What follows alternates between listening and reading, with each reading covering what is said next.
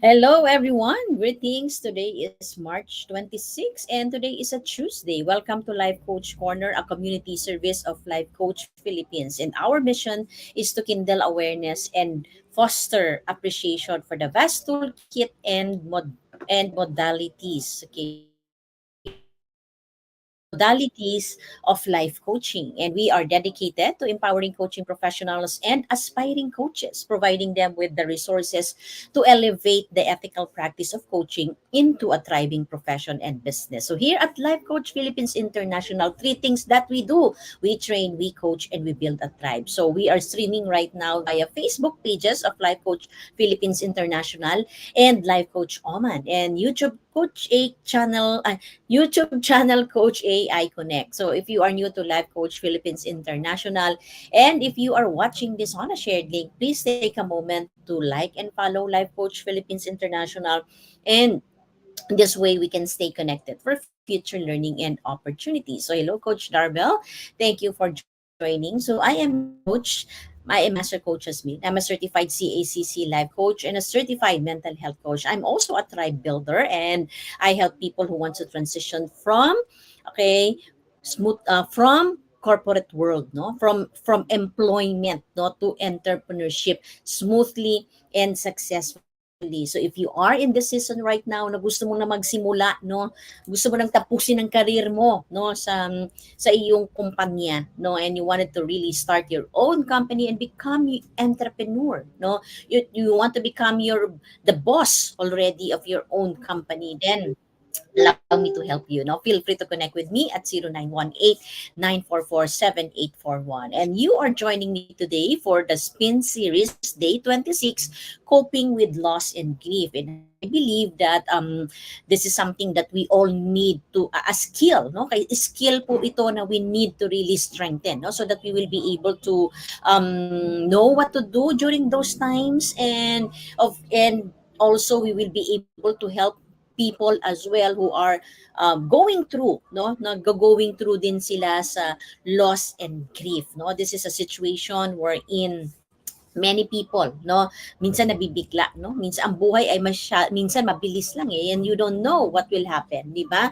And the good thing is, through this topic tonight, through the toolkit that I am sharing with you tonight, we will be able to know how to cope with loss and grief. So in a world where dreams are the currency of the ambitious and destinies are carved by those who dare to chase them, one method stands above all the others, is what we are sharing to you here: the SPIN method. So it's not just a pathway to success. So this is your passport to your unparalleled achievement. So please do tag your friends right now to join us. Okay. Hello, Coach Joanna. Thank you for tagging.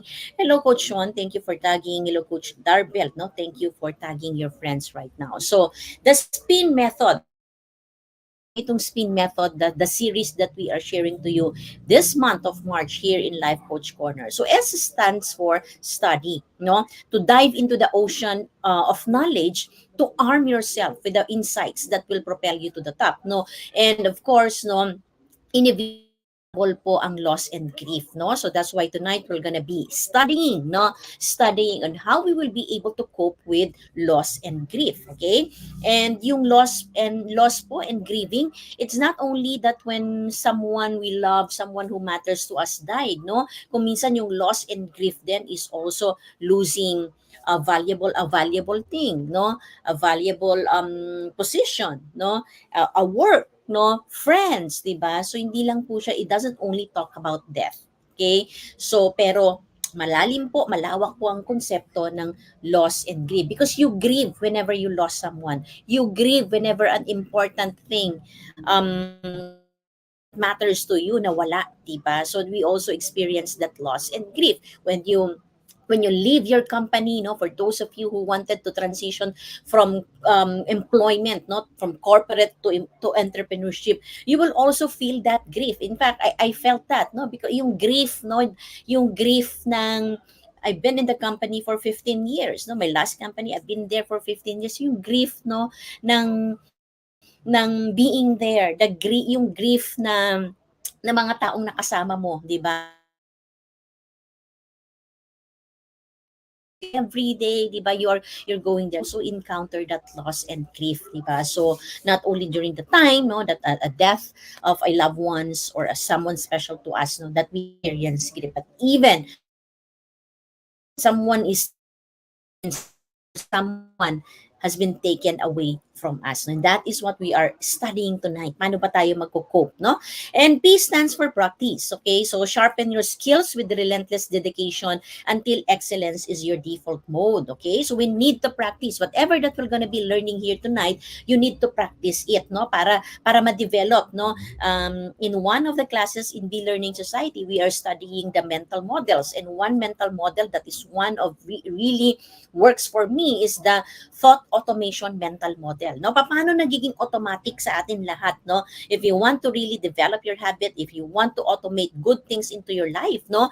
Practice, practice, practice, no? Because that's the only way that you will sharpen your skills, no? And at the same time, something happens also to the brain, okay? And eventually, as you continue to practice and practice and practice it, nagiging automatic na siya sa'yo, okay? So that's P, stands for practice. Next is I. It signifies implementation, no? So nag-aral tayo, no? Nag-practice tayo, gagawin natin siya intentionally, not only sometimes, but we will be doing it intentionally. I stands for implementation. It's time to stop dreaming and start doing, no? And many people, they have big dreams, no? Malaki yung pangarap nila, no? But unfortunately, they don't implement, no? May pangarap, okay? May ginawang plan, no? Pero hindi in-implement, no? So it's time now, no, for us to stop dreaming and start implementing, okay? So take the action, to seize the moment and watch your dreams unfold. Ayan, di ba? And N stands for the next, no? What's next, no? It's about seizing the future, no? Chart your course, set your sights on new horizon, and never settle for less than extraordinary, di ba? We are all capable of doing extraordinary thing. In the moment that we start doing extraordinary things, extraordinary results also happens to us. O, di ba? Gusto natin 'yon, di ba?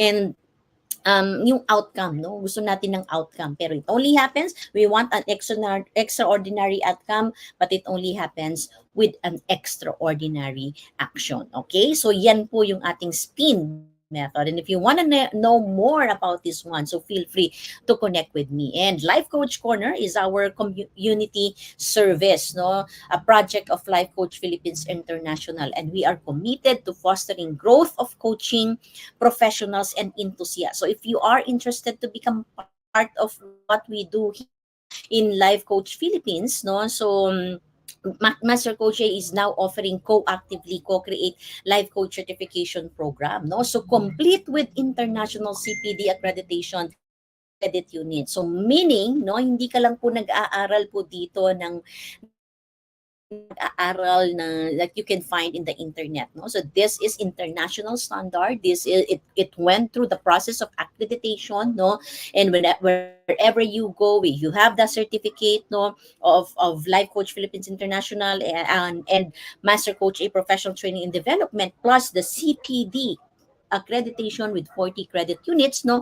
Kahit saan ka pumunta, no, they will acknowledge your certificate, okay, that you have been certified, you are a professional certified life coach. Yan po yung beauty ng program that we are offering sa Life Coach Philippines. And life coaching stands as a 21st century learning experience that are empowering all the professionals to enhance their skills across multiple industries, okay? So whether you are still in the corporate, you're still working, you're still a working professional or entrepreneur ka na ngayon, ano, napakaganda ng skill ng life coaching that you integrate in what you do, no? Because you will become a better person, you will become a better boss, you will become a better entrepreneur, no, kapag sinamahan mo ng coaching skills, no, yung ginagawa mo ngayon, no?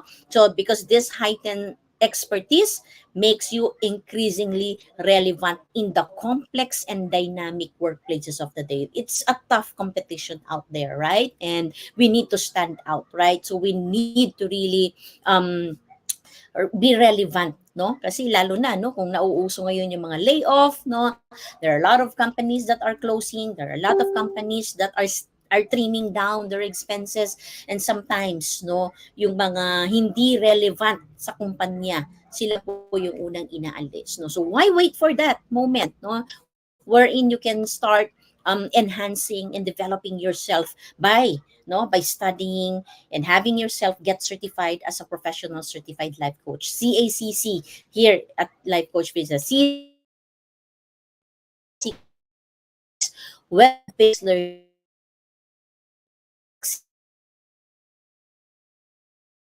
everyone, plus a 2 days live coaching bootcamp, no, led by Master Coach A, and a virtual business bootcamp, no, if you want to really use this as well as your business, no. So kasama din po diyan, may mga done for you programs na po kayo that you can already start using, no, so that you can start practicing, no, after your certification. Plus you've got us, no, you've got the senior coaches here in Life Coach Philippines to support you, no, a lifetime support. Okay, so whenever you need support, no, as long as you are part of our tribe, we're going to be giving that to you. So if you are ready, connect with us now at 0917-586-1661 and take that leap, okay? And then April 5 and 6, we're going to be in Tacloban, and we're going to be certifying coaches there at Tacloban, no? So kung ikaw ay taga doon, taga Region 8 ka, no, connect ka na po sa amin, connect with Coach Marife, as Coach Marife here, no, so she can put in there her number, no, so connect with her or message us at Life Coach Philippines International, and we'd love you to be part of that batch, no, sa Tacloban. And also, we're gonna be having an online, no, pag interesado ka naman sa online, no, meron din po kami yan, no, this April as well, no, and face to face at Teacup Coffee Republic. So whatever suits for you, no, sa this April, no, international, yung online po namin, you're gonna be joining the international students. So hindi po sila mga Pinoy, no, so sila po ay mga foreign people who are gonna be get certified, no, at magagamit po nila ito sa kumpanya po nila. Pwede po ka pong sumabay doon, no, or you want the face to face. Okay, so whatever it is that suits for your schedule, and ano yung preference mo, is face to face or online, feel free to connect with us, and we're gonna be reserving a slot for you. And of course, no, as tonight, no, kasama na rin natin ngayon si Coach Nords at Coach Lean. Thank you for tagging your friends right now. Okay, so please do a comment, pakilala ka dyan sa ating pong chat box, no, if what products you offer or what services. Share your thoughts, your comments, and your feedback, no, in our session tonight. So now let's talk about coping, no, coping with loss and grief. Alam niyo po, no, this is something that is inevitable, right? Few things in life are unsettling as grief, no? Sabi ko kanina, ang grief, okay, we grieve not only moments na may nawala sa buhay po natin, no, because of death, no, we grieve as well when something is lost, no, mga mahalagang gamit, mahalagang bagay sa atin, nag-grieve din tayo, di ba? When we transfer a place, no, we also grieve, no, kasi may naiwan tayong alaala, may naiwan tayong mga kaibigan doon sa lugar na pinag-alisan natin, di ba? It's a part of life, no, part of life po siya, no? And one day you wake up, okay, one day you wake up and life is normal. And the next moment you are shaken to the core and you are struggling to cope with grief, no? It feels like nothing will be ever the same again, no? When you are in that state of emotion that you are grieving, para bang wala nang pwedeng magbago pa sa buhay mo. How many of you here can relate on this one? Di ba? You can't imagine your life without the dearly departed or without the thing that you've lost, right? You slip into each stage of grief, no? While we can't and we shouldn't avoid grief, okay, kailangan po nating daanan, no? Hindi po natin pwedeng yung grief na yan ay hindi po natin siyang pwede bang mag-shutdown na lang ako, hindi ko na mag-shutdown na lang yung emotions ko at hindi ko maramdaman yung grief. Hindi po. We need to go through the process of grieving. If you want to heal, if you want your life to really move on, no, you have to go through the process of grieving. And there are things here that I'll be sharing to you, no? Before I share to you the toolkit, I've got some toolkit there at the caption of this video, no? Sagutan niyo po 'yon, and you are, okay, you are entitled for a discovery session with me, no? So I'm gonna be giving you a 60 minutes complimentary coaching session after you finish that toolkit. And the toolkit will be attached here in the caption of this video. So number one, how can you cope with it, no? How can you cope with grief? Okay, number one, recognize the symptoms of grief. You will not know if you are grieving kung hindi mo ma-recognize yung symptoms, no? Parang pag may sakit ka, no? Pag may sakit ka, may symptoms definitely, 'di ba? It's either nilalagnat ka, inuubo ka, no? Something is happening into your tummy, no? 'Di ba, Coach Darbel, 'di ba? So, recognize what are the symptoms of grief. When grief is new, it's pretty clear what are the symptoms are. Ano nga ba, no? So sige nga, you can type in the chat box, no?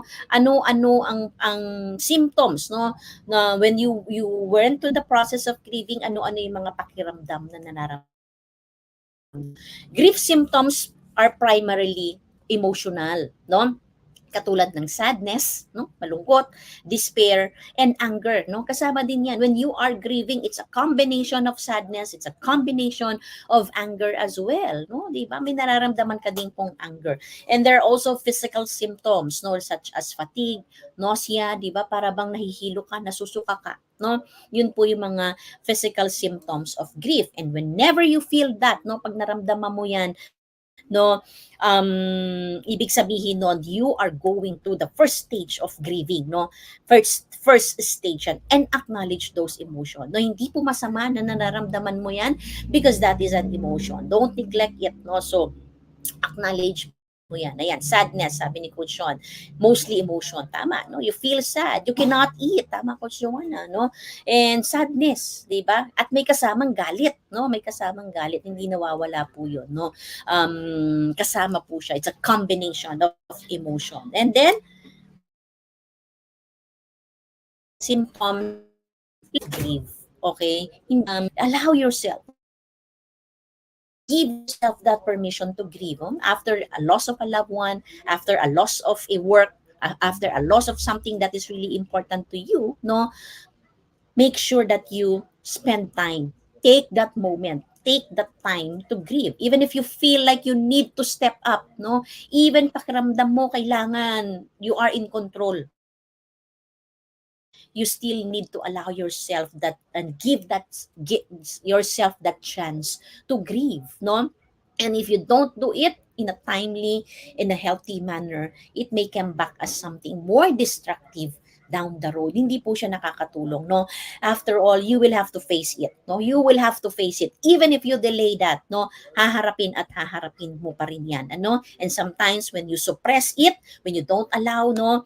One day, one of these days, haharapin mo po siya, pa rin siya. And hindi na maganda yung impact, di ba? Kasi dinelay mo na, no? So don't um don't bypass it, no? Allow yourself, give yourself the permission to grieve, and don't be afraid to cry, no? Even men cry, no? Kapag when you are grieving, no? As a society, we are wrapped up with a na hindi okay umiyak, no? No, 'di ba? Pero you know what? Crying is healing, no? So may healing pong binibigay yung tears, no? So allow yourself to cry. Don't be afraid to cry. Don't be conscious, no? Wag po tayo sa judgment ng ibang tao kapag umiyak po tayo, no? Crying can be often cathartic, no? And there's no shame, no? There's no shame in shedding tears from grief. If you feel like crying, no?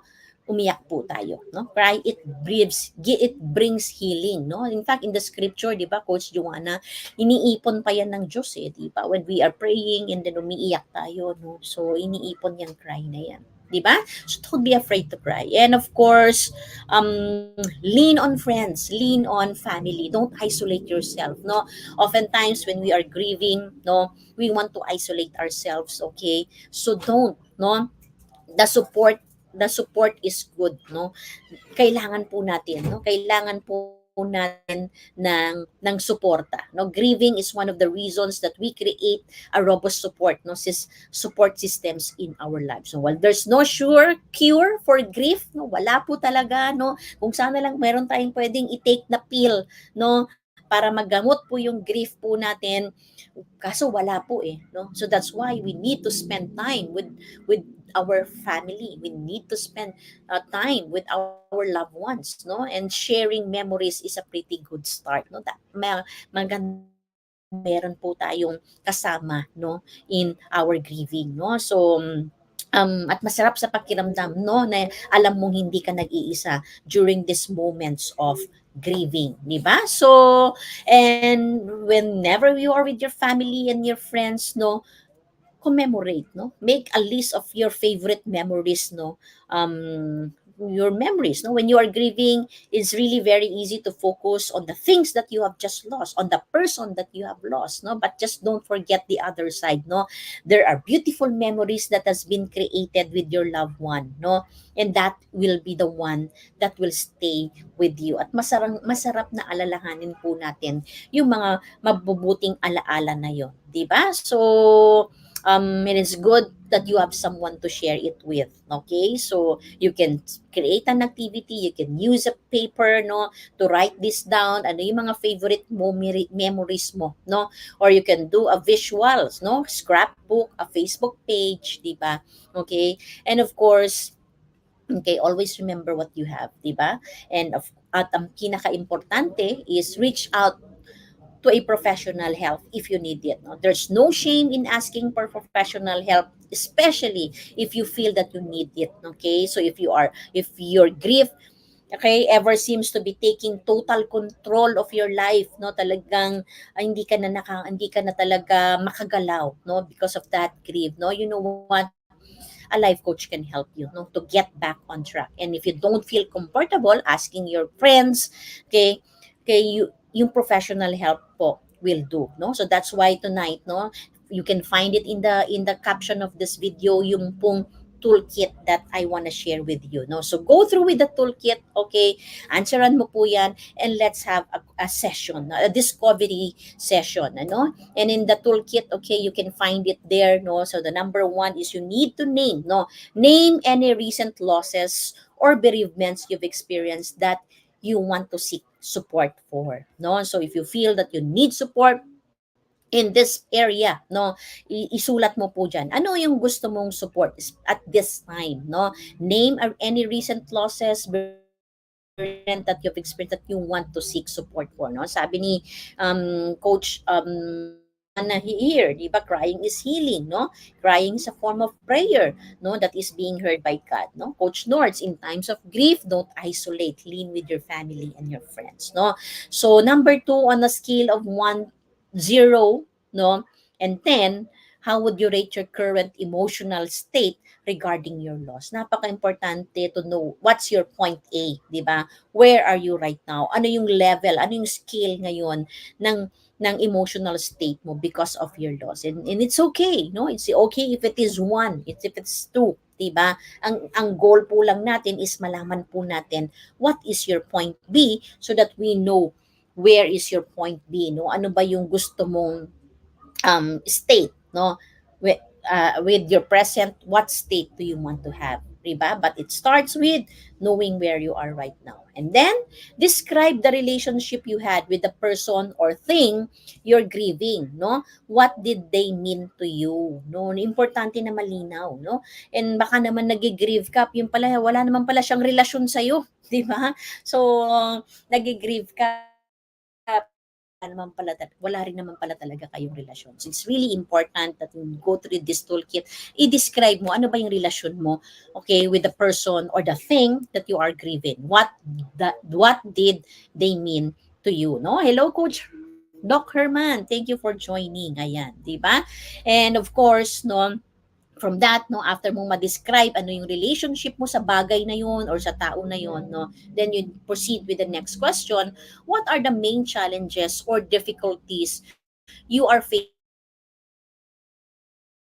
in your grief? moving forward, no? So sometimes gusto naman natin, no, gusto naman nating gumaling, gusto naman nating makapag-move on, di ba? Pero ano ba yung nagiging challenge, no? Why is it taking some time for you to be able to move with that grip, no? Ano yung mga main challenges that you are able to recognize? What are the difficulties, no, that you are facing in processing, no, your grief and moving forward? And sometimes it really takes for us to pause and reflect kung ano-ano ba itong mga challenges na to and difficulties, because if you are able to be aware, no, kung ano po yan and acknowledge it, then from there we can start taking action. But it needs to be labeled, it needs to be identified, ano yung mga challenges na yan. And then from there, describe any coping mechanism or support system that you have already utilized, no, since you are experiencing loss. What has been helpful for you? For me, when I was encountering grief, no, when I retired, no, when I filed my early retirement, na malaking tulong, no, that you've got a coach, no. That has been really very helpful, no. Yung mga processing sa akin ni Master Coach A, no, that has been really very helpful for me to be able to understand, no, and yung pinagdadaanan ko, di ba? And sometimes we just really look into those moments, mas na-magnify natin yung loss natin, rather than seeing the present and what better future that we have, di ba? So describe, ano ba yung coping mechanism mo, no? Do you have it right now?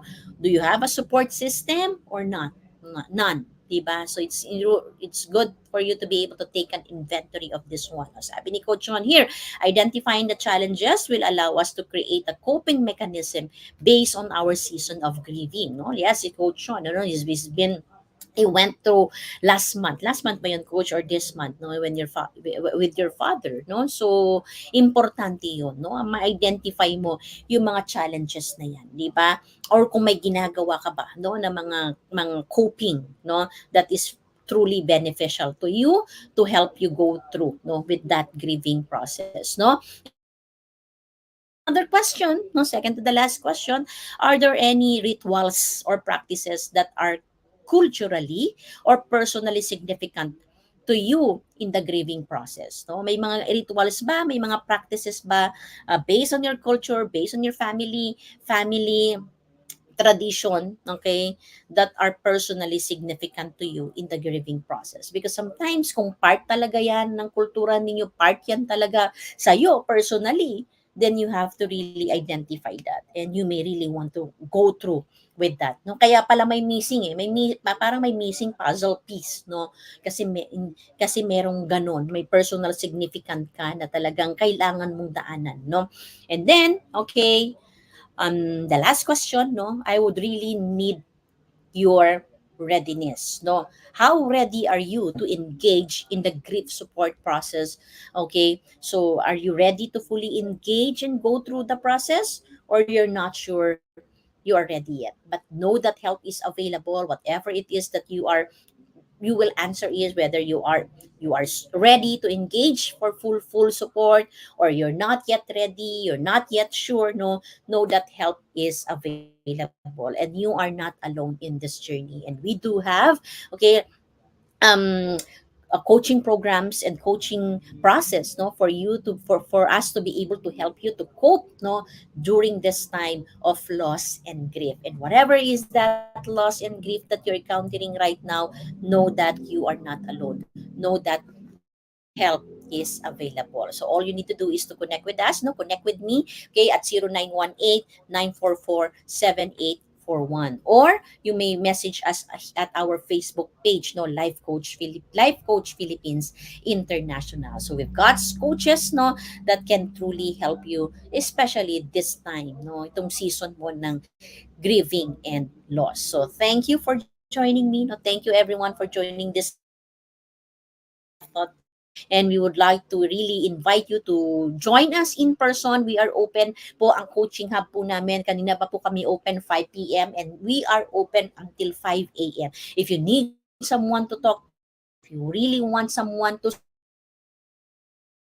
you, no, during this time of loss and grief, know that you are not alone. We have a coaching hub, no? Punta po kayo doon. Kung hindi ka makatulog, no, there is a safe space for you to go to, no, until 5 a.m. And if you want to talk to someone, or even if you don't want to talk to someone,